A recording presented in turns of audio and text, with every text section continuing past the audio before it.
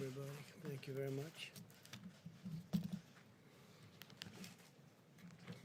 Let me begin by sending America's deepest sympathies to the people of Lebanon, where reports indicate that many people were killed.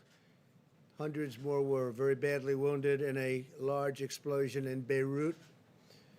Our prayers go out to all the victims and their families. The United States stands ready to assist Lebanon. We have a very good relationship with the people of Lebanon, and we will be there to help. It looks like a terrible attack. To help.